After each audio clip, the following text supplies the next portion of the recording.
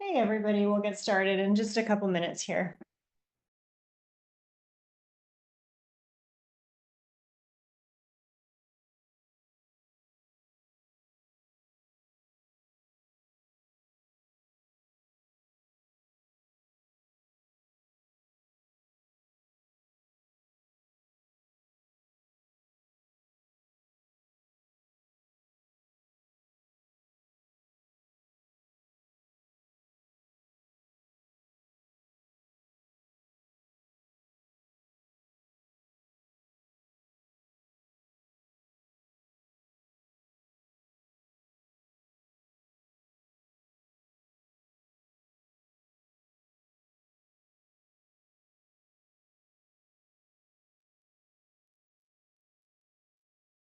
Hey, everybody, thank you so much for being here today and welcome to this AMA webinar from Alcorn Immigration Law. It's great to have you here today.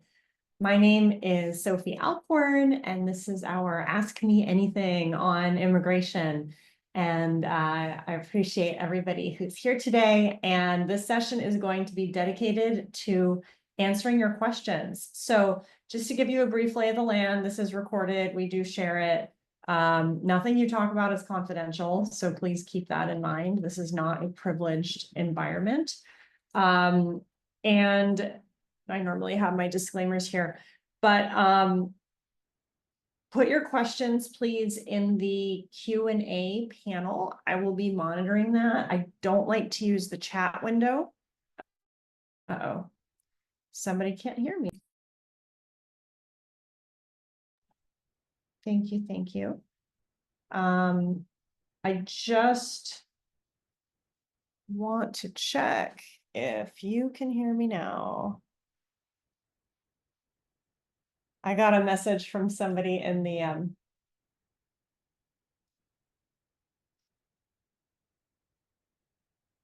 there's a concern that you might not be able to hear me. Okay, some people can hear me, some people can't hear me. Okay, it sounds like everybody can hear me now. But if anybody can't hear me, definitely I will look at the chat window for that. That's how I like to use the chat window. But for all your questions, please do put them in the Q&A panel. And some of you are putting them in as anonymous attendee, which I recommend. It's not necessary, but I do recommend. And yeah, I'm excited to answer your questions today. So thank you so much, everybody, for pitching in. I'm so glad you can hear me now. The mission of Alcorn Immigration Law is to overcome borders, expand opportunity, and connect the world by practicing compassionate, creative, and cutting-edge immigration law in service of the betterment of humanity. You know, I started this firm in my kitchen literally 10 years ago. It was H-1B season 2015. And I had been my dad was an immigration lawyer. I had been an immigration lawyer and worked in immigration law my whole life, and had taken a break from the practice to focus on my kids. But when I decided to get back into it, it was just before the Trump 1.0 administration had begun, and I didn't know what I was getting into, but definitely forged this law firm and our mission of really, changing the world and helping all the creative, brilliant, wonderful people of the world who need the safety, freedom, security to be in a place where they can really live their dreams. So to be able to thrive. And I'm not going to actually be taking, I see some folks are raising their hands, but I'm going to take all the questions in the Q&A panel, just to be clear. And so you should definitely put your questions in the Q&A panel, and in a few minutes, I will be answering those. All right, so by way of background, additionally, this is me. I'm Sophie Alcorn, the founder of Alcorn Immigration Law and the host of the Sophie Alcorn podcast, which you can get on Spotify and Apple Podcasts. For 4 years, I wrote a column at TechCrunch. And, Personally, I meditate, I'm a mom, and I just believe the world should be a place where every person has the capacity to self-actualize and live their dreams and work in their flow state and be in the place where they can serve the world's greatest needs. And so for a lot of people, that means that building in the United States is key. So very excited to practice immigration law and support people to live their dreams. We've helped over almost 5,000 people now at Alcorn over the last almost 10 years. I mean, it's been 10 years since I started doing H-1Bs in my kitchen for a company for H-1B season 2015. And I formally incorporated the law firm the following fall. So this fall we'll be celebrating our 10-year anniversary, which is super, super exciting. But we're going to get into it. We're going to go into the Q&A. Once again, please don't share any sensitive or personal information. Use the anonymous attendee button. And I'll try to get to as many questions as possible today.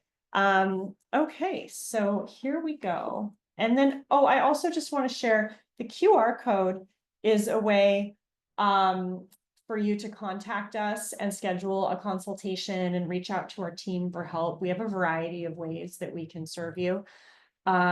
So people often hire us for a case.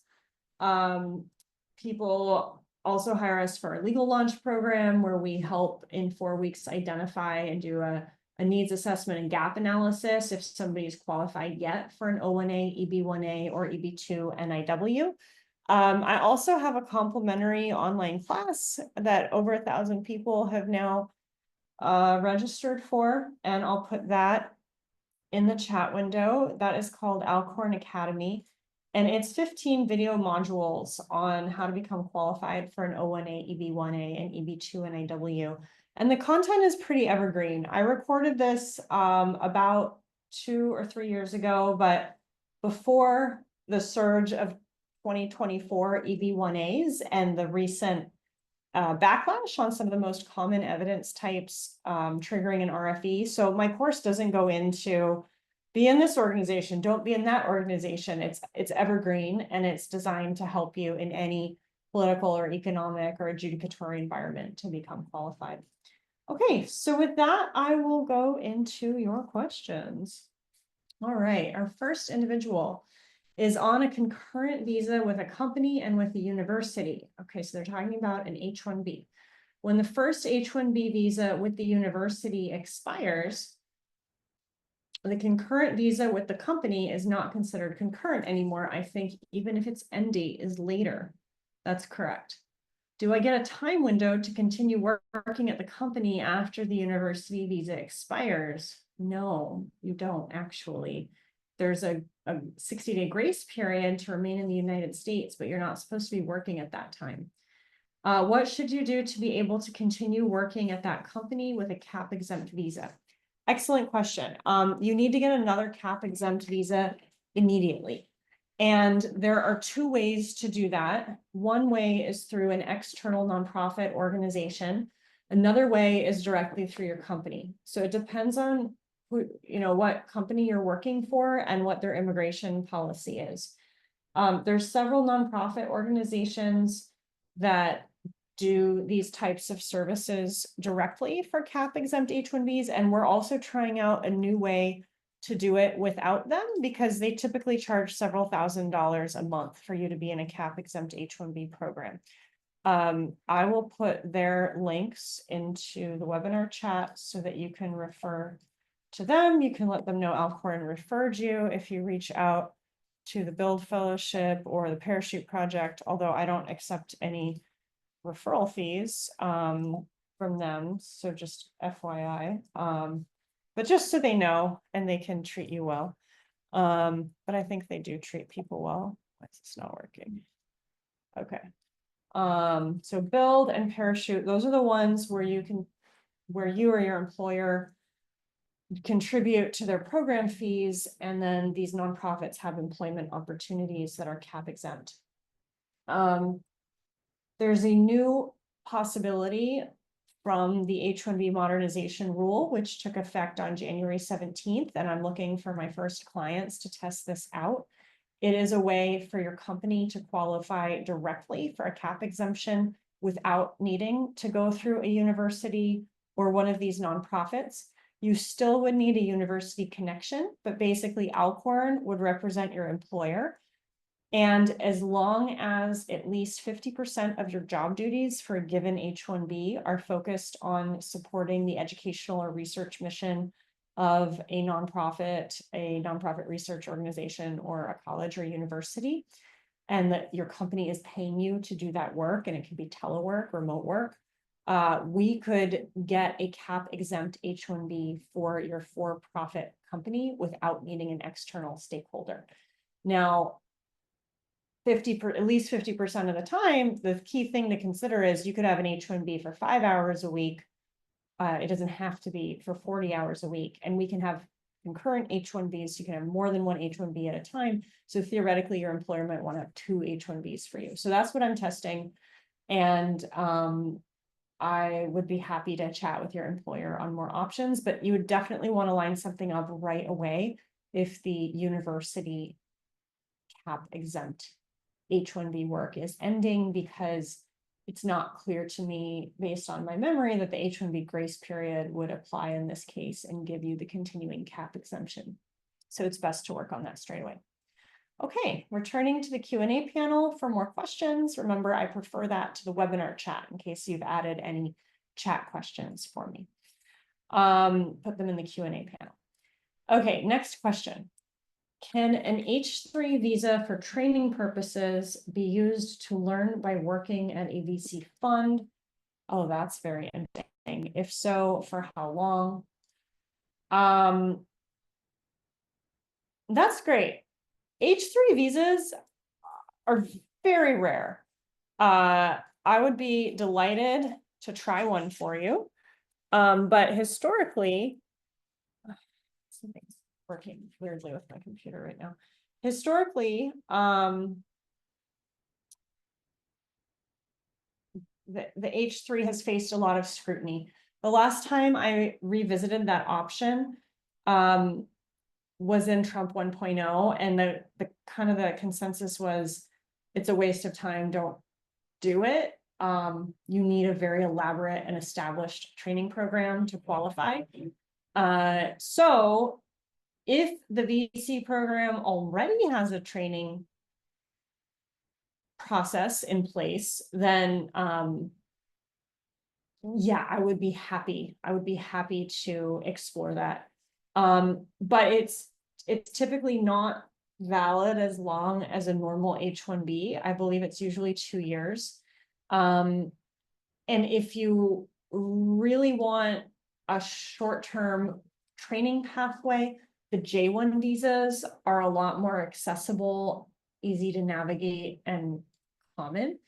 And those might, just because they're more routine, they might have a better chance of getting approved. You could look at an 18-month, 12-month one. So I'm happy to explore H-3 with the VC fund.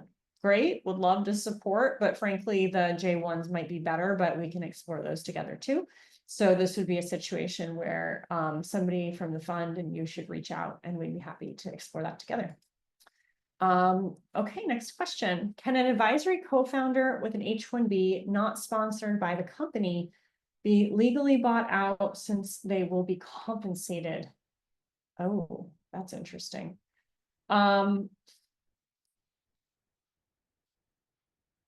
Well, look, you can own assets, you can buy assets, you can sell assets without working in the United States. So I think you can be, if you simply just own a stake of equity in this company and there's an acquisition event and you're simply earning funds from the sale of the business and not as of like an acqui-hire or to compensate you for your efforts, I think that would be legal. I would be curious to know, and this is beyond the scope of immigration law, but talking to the corporate attorney and maybe your tax person, you know, what tax forms do you get when you sell your company. I wish I knew that, but I don't know that yet. And then just making sure that those tax forms are equivalent to like a stock sale or a home sale, and not like consultancy work. I think that would be the key to be able to do that properly. Is it too late to start the H-1B process now? Absolutely not. We still have some limited capacity that we have reserved for additional clients. And the lottery period opens on the 7th, and it's available until the 24th. So we still have clients who are hiring us for H-1B cap lottery registration. So if you are in need of our services, please do reach out. We would be happy to help. Okay. Next person. If I get a job, this is interesting. If I get a job at a consulate in the US or at the United Nations, do they have any limitations to diplomatic visas or H-1B visas? For some reason, the consulate looks for people who already have a green card or an H-1B visa. That's strange. Could I transfer and extend my cap exempt H-1B from my current public research institution to a consulate working on innovation diplomacy? Okay, so there's special visas for consulates, A1, 2, 3. I think A1 is diplomats, and then consular staff and their spouses are the others. There's also a special G visa, which has to do with NATO and maybe the United Nations. And those organizations are directly empowered to offer those types of visa sponsorship. Maybe they only use that for core hires out of your home country. And if so, that would be their own internal regulatory requirement. I don't know why they would only hire people with green cards or H-1Bs if they have the power to offer diplomatic visas. That seems strange to me, but maybe there's a reason I'm not aware of. But if you don't have a green card yet and you're on a cap exempt H-1B from a public research institution and you want to work on innovation diplomacy, which is so cool, by the way, and you should contact me because one of my friends created a informal global network of consular officers and people working in diplomacy focused on the intersection of technology and the arts. And that's a really, really cool organization. And you can just email me, Sophie@alcorn.law. I'd love to put you in touch with him. But no, the consulates are not in and of themselves cap exempt H-1B qualifying organizations, unless it is specifically set up in some sort of outreach arm as a US 501c3 research or 501c4, like a research nonprofit. Or if they have a university affiliation, but same thing from the first question. You know, if you need to find a way to get a cap exempt H-1B, you could either look at Build or Parachute or another one, or we could try to get the consulate to qualify as a cap exempt organization by assigning you for several hours a week to do work related to a university. Seems like overkill given that they have all these diplomatic visa options, but it could theoretically be done. Next person says, I'm actually under the F1 visa as a grad student seeking an MBA, and I'm interested in starting a company. Congratulations. Once incorporated, can this company, a Delaware C Corp, sponsor my own H-1B after I graduate? Or what other paths would you recommend to consider? Yeah, absolutely. The thing you have to be really cautious about once this is incorporated is that you don't conduct unauthorized work as an F1 student before you graduate and get regular OPT. And hopefully your MBA program qualifies for STEM OPT. And I see people asking stuff in the webinar chat, but I'm gonna be turning it off. I just want you to put the questions in the Q&A panel, please. Okay. So yeah, so if this company were already incorporated, we could use it to put you into the H-1B lottery that's opening later this week, actually, if you wanted to hire us. And if you're a first year MBA, you might not be able to get work authorization but maybe for your first summer, you could get CPT, or if you're a second year MBA, maybe it's not too late to get like spring quarter CPT or pre-completion OPT. So there's a variety of ways to work at your company before you graduate if you need to as well. If you use part-time pre-completion OPT, it only counts against your 1 year post-completion regular OPT at a 50% rate. So if you get 4 months of pre-completion OPT, it takes off 2 months of full-time OPT after you graduate. And so most clients in this position would, ensure their work authorization between the company's incorporation, and when they graduate, they would put themselves in every H-1B lottery through their company. And then they would try to qualify for an O1 visa or file for a green card, like an EB-1A or an EB-2 NIW, somewhere in their OPT, STEM OPT window, depending on what country they're born in and what country their spouse was born in and what green card categories they might qualify for. So those are the typical types of topics we discuss in a consultation on this topic. What's the bare minimum requirement for a solo founder H-1B with a new Delaware C Corp, but no traction yet? Need physical presence to acquire customers. Also, more details on the cap exempt H-1B. My company is registered at my cousin's house in Florida, who also happens to run a nonprofit for veterans that I provide some assistance to. So this caught my attention. So let's see.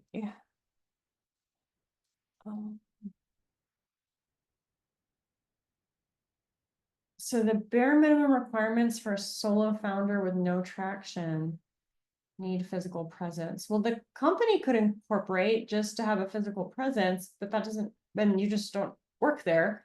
I mean, that's one way to do it. No,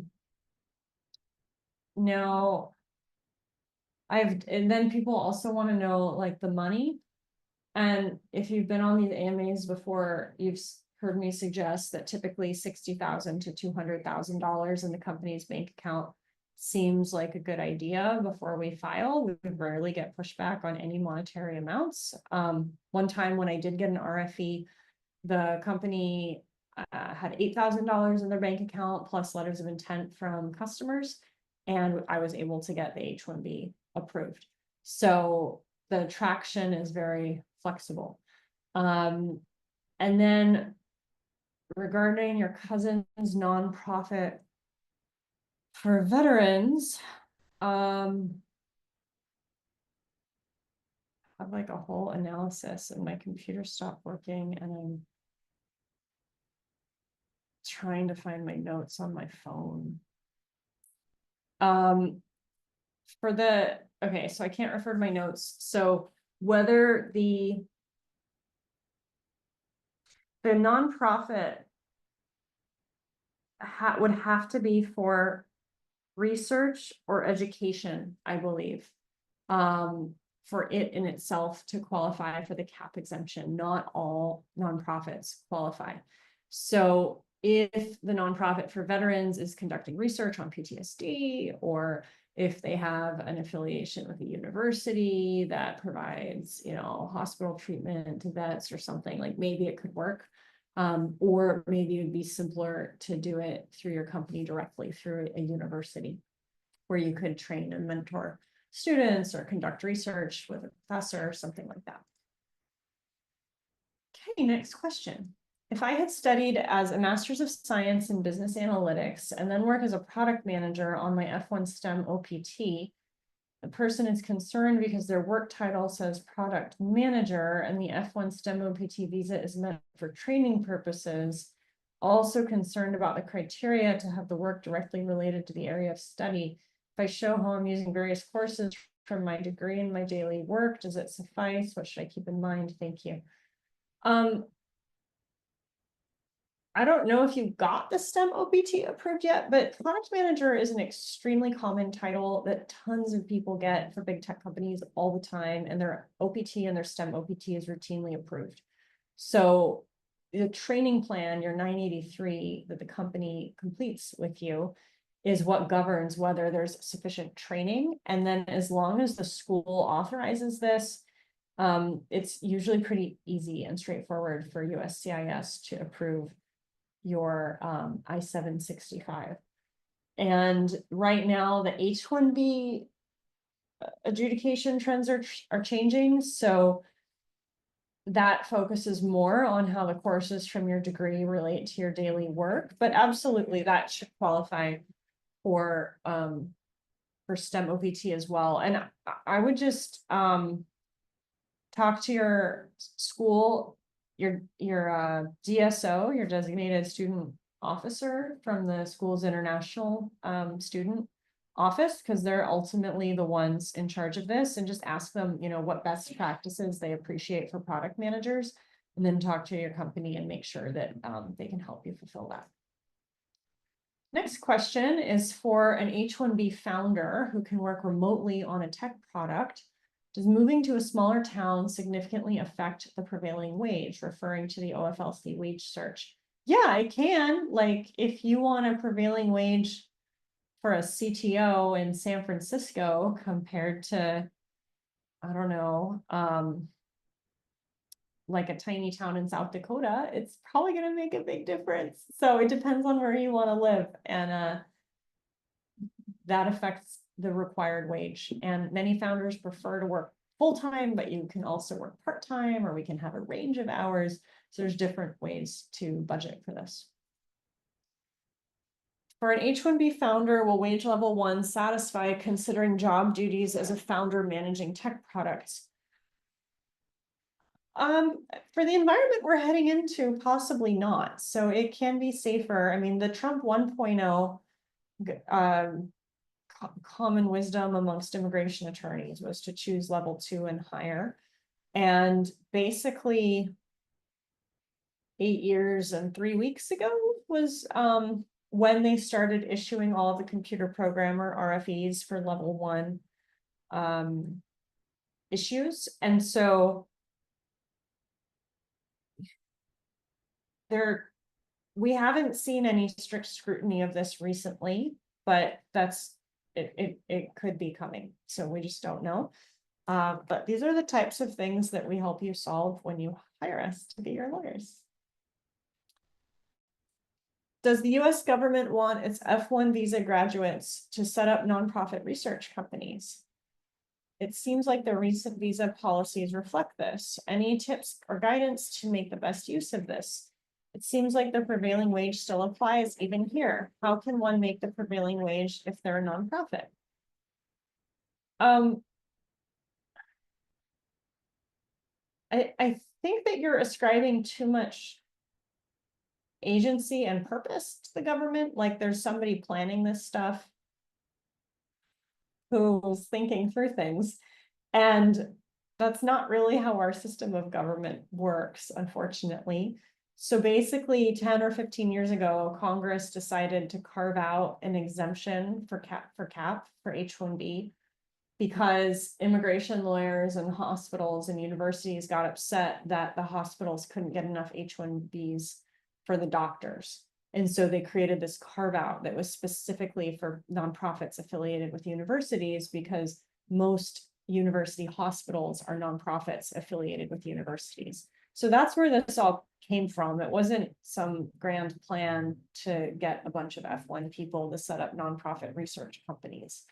And then from a business perspective, I would say, even if you're creating a nonprofit, the most successful nonprofits are run like a business. The nonprofit thing is just a tax status. So you want to have a solid business plan and have it be a viable organization that has the right incentives to sustain itself. That's really important.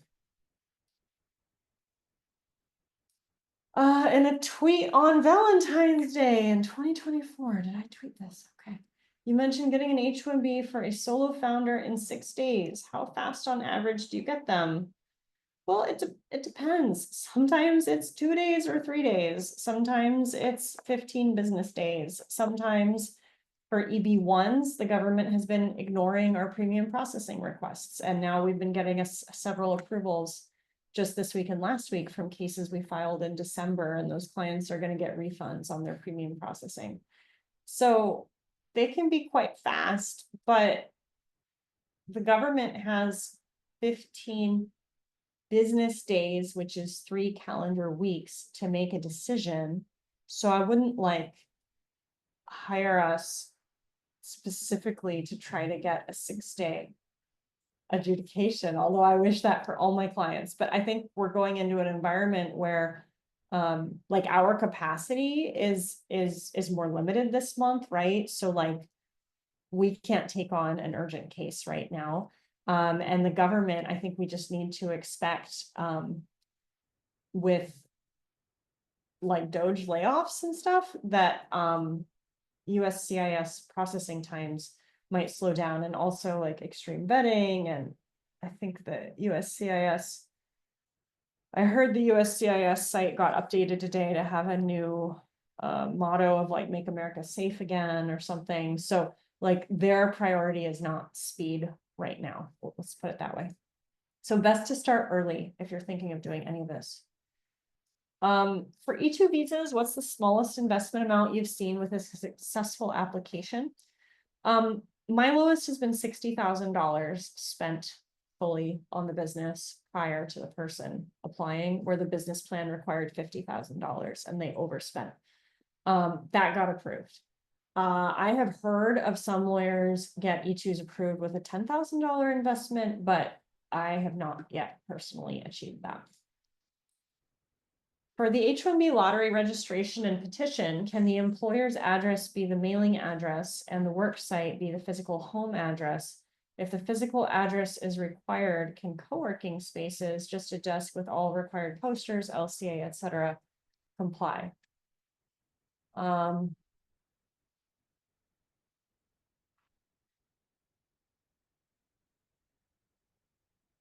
I am having my team complete our H-1B registrations this year, and I actually don't know.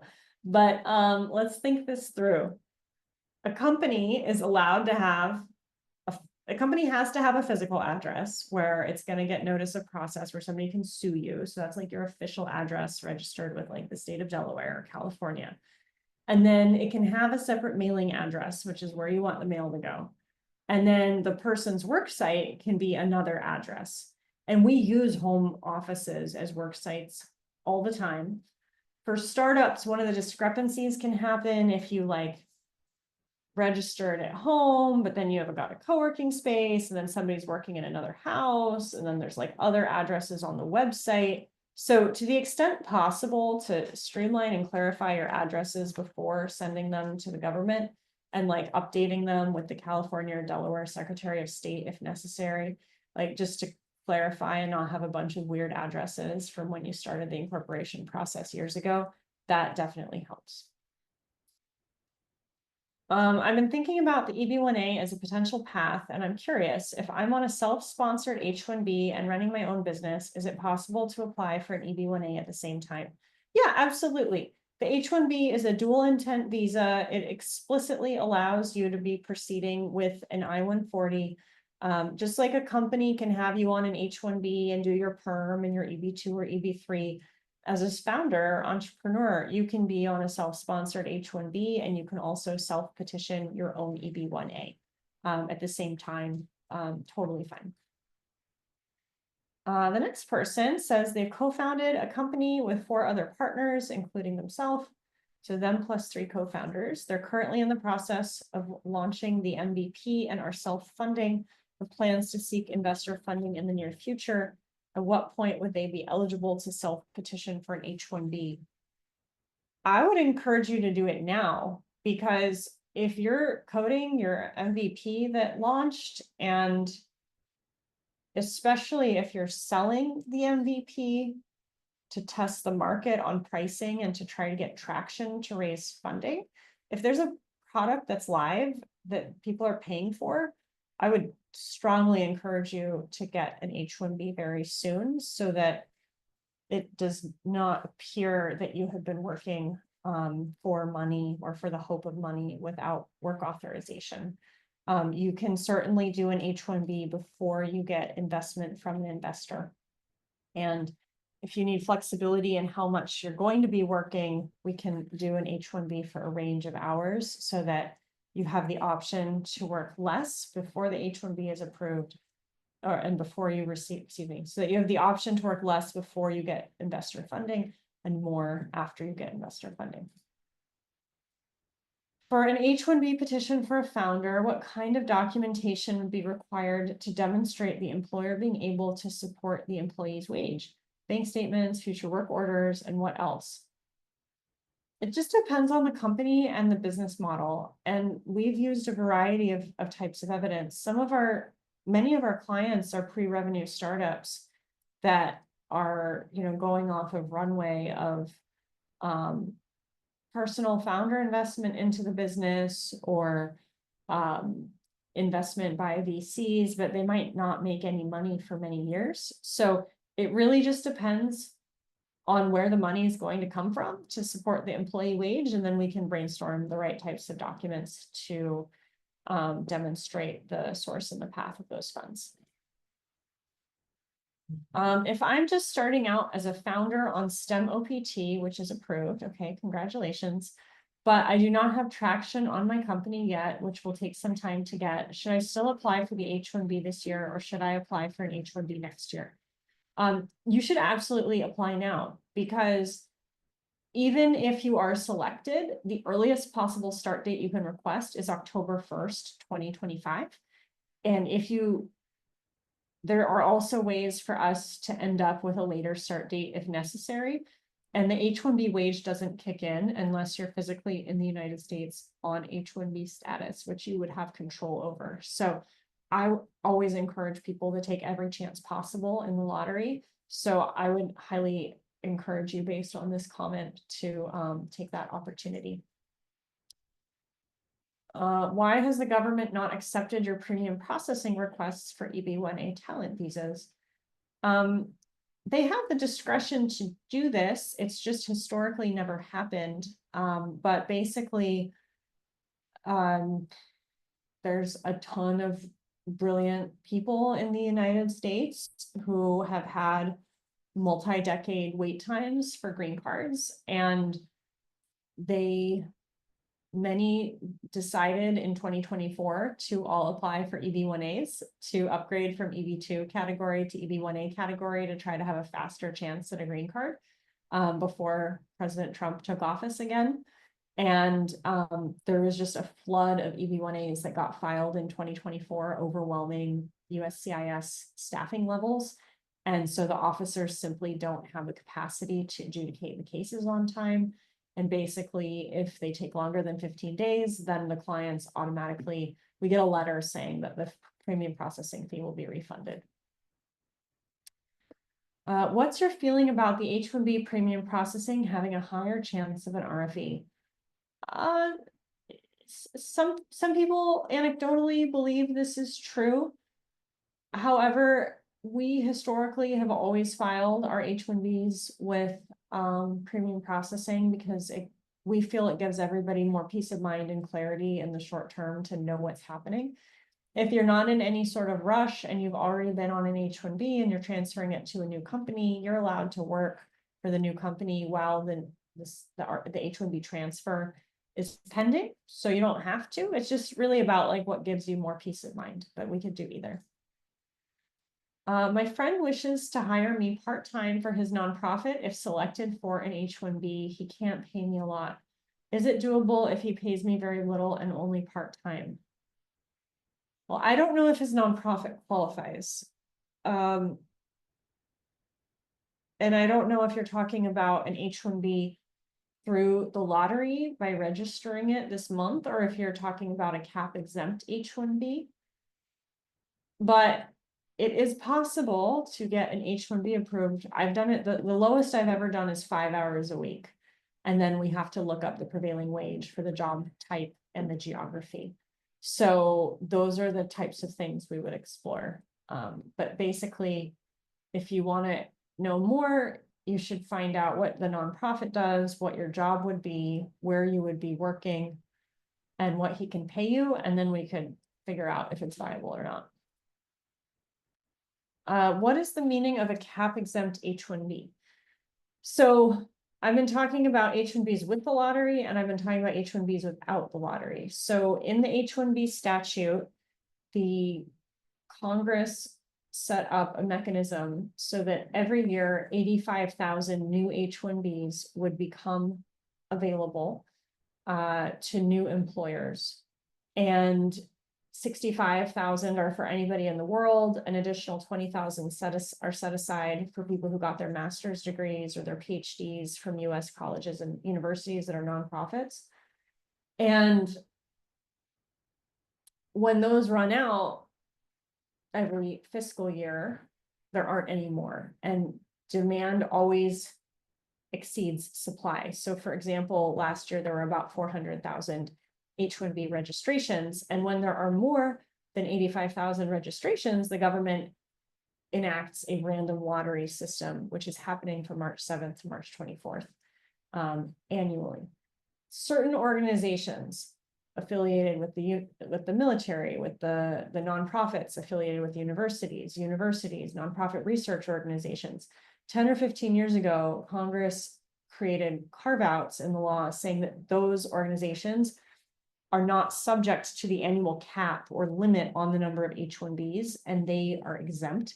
And so their employees can get an unlimited number of H-1Bs anytime in the year.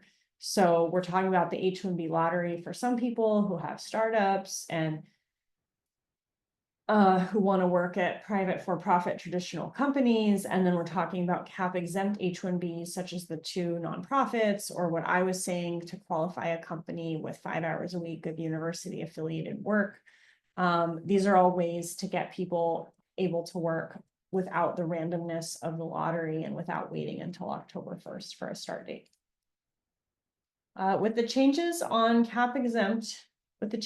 H-1B cap exempt on January 17th for research as a fundamental activity organizations, what kind of companies do you see being qualified in addition to those who have qualified before? I mean,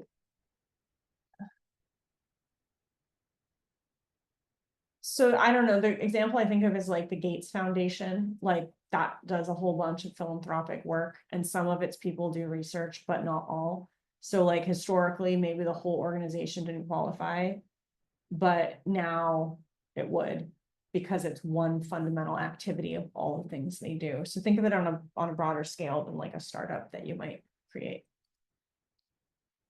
I had a sole proprietorship on my first year of my F1 OPT visa. Now one of my clients, a new startup, wants to hire me as a full-time employee. Is it better to apply for an H-1B through them, or should I apply for an H-1B through my own sole proprietorship? It would be challenging to do an H-1B through the sole proprietorship. So if they are willing to sponsor you and you like working for them, I might want them to do your initial H-1B lottery registration, and then you could always do a concurrent H-1B for your sole proprietorship later.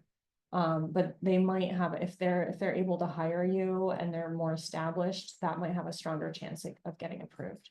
It's tricky to do a sole proprietorship H-1B. At what stage would my startup be eligible to meet the EB-1A criteria?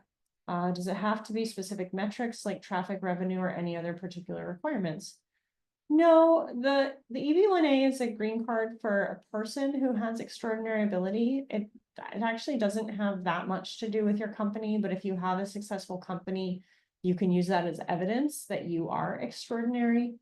Many people who are not startup founders get EB-1As all the time. And that would be like my course that I put in the chat window. I would highly recommend that you enroll in that complimentary course, Alcorn Academy, because I recorded 15 videos walking you through all of the EB-1A eligibility requirements and also giving specific examples about how startup metrics can qualify. But don't freak yourself out and think that you need to like, have IPO'd or something to get an EB1A. People with really early stage startups can qualify for EB1A. It's not directly correlated. I have a full-time job on an H-1B. For me to be, let's see, where are we at? I got about 10 more minutes. So I have 10 more minutes and 6 more questions. So I'll try to answer the remaining questions, and I might run out of time, but if you have more questions, please put them in the Q&A panel now. And yes, this will be recorded. Okay. I have a full-time job on H-1B. For me to be an advisor or a consultant for a startup, do I need another H-1B? Or the startup can use the H-1B I already have to get another authorization?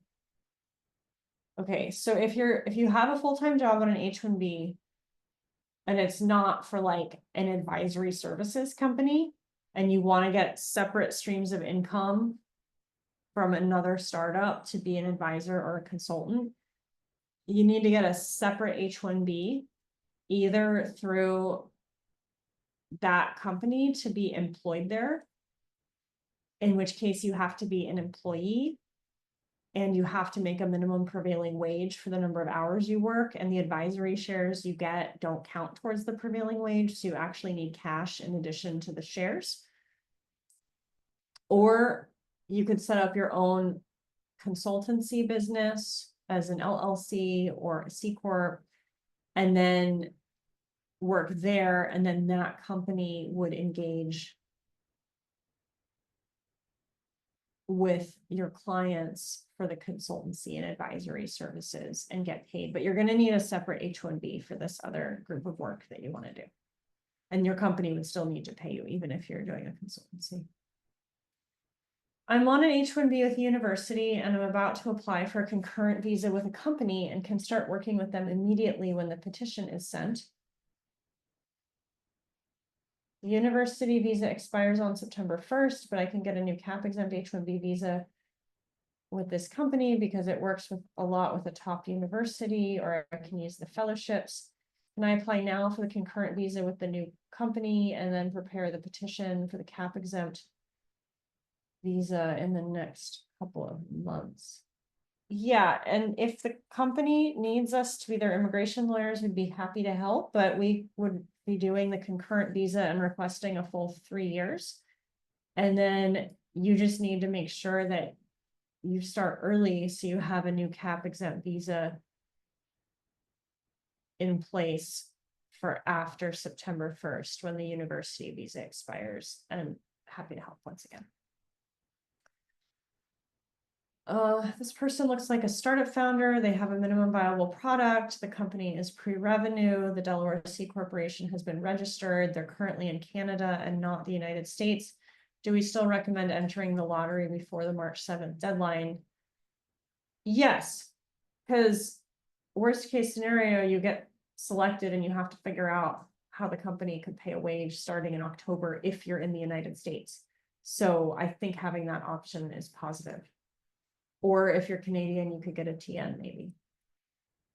Should my employer do an O1 visa process, or is it a self-petition? And this is being recorded. The O1 visa can be petitioned either by a company or by an agent. There's technically no self-petition option. Most employers prefer to sponsor the O1 themselves. However, we've helped many clients over the years based on a model we copied and pasted from Hollywood, where a professional agent can serve as your petitioner, and then you're allowed to work on an itinerary of services and have more than one stream of income, including whatever employer you would like to be working with.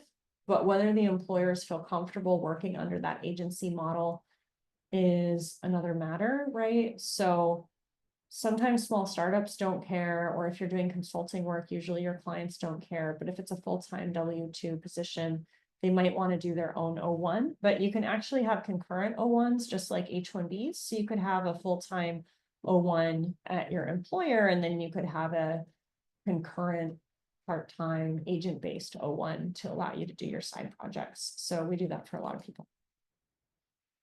If I want to sponsor my H-1B, how do I ensure that there's a solid employer-employee relationship, especially when I'm the only one owning the company and there are no investors or board of directors? You are welcome to hire Alcorn Immigration Law, and we would be happy to help you. And we have ways of doing this. And but just realize you're going to have the company pay you a salary and pay payroll taxes, and you're going to need payroll set up. But these are the types of things we help our clients with. If I switch employers and later apply for an EB-1A, would I need to wait for an I-140 approval from the new employer? I have an approved I-140 that was filed by my current employer. I have a priority date of December 2019 in the EB-2 category, Indian nationality. You can apply for an EB-1A at any time. It doesn't matter whether the new employer is doing a new EB-2 I-140 for you or not, and whether they've started perm for you or not. We'd help people with EB-1As during job changes as well. So think of them as independent. I have an LLC. I don't have any others working in the startup. I have advisors. There's no funding, but the MVP is under progress. Do I need to show any revenue for my startup to have a petition approved? What are the chances of approval? Depends on what visa type you're asking about. I will assume that you're talking about an H-1B.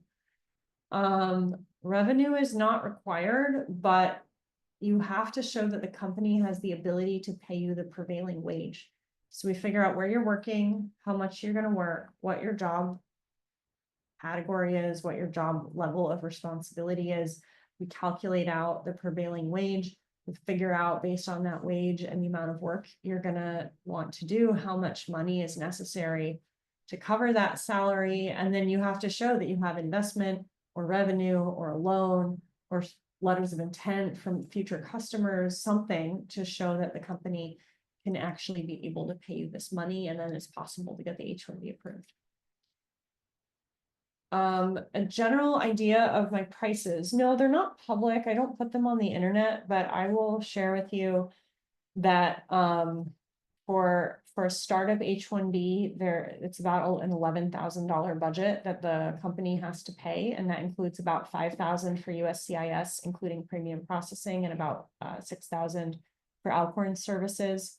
For an EB-1A or an O1, the budget ends up being about $15,000 to $16,000 when you include government filing fees and Alcorn's fees to prepare and file. And responses to requests for evidence or refiling, those types of things are separate. We also charge flat fees for them, but I try to keep them below $5K. And any additional we don't charge like by the criteria. I think some lawyers do that, but we just try to charge a single flat fee to help you put your best foot forward.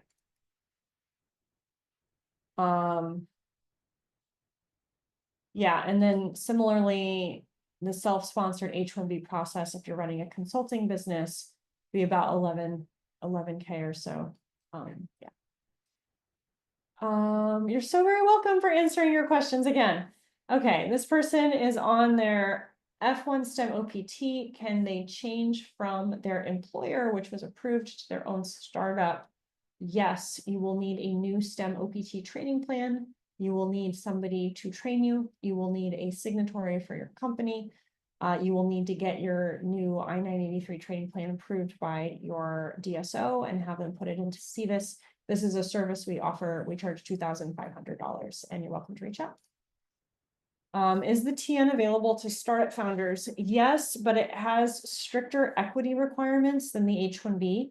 So if you want a TN, then you pretty much need to give up majority equity and control of your company. So you typically need like co-founders with equity or a board.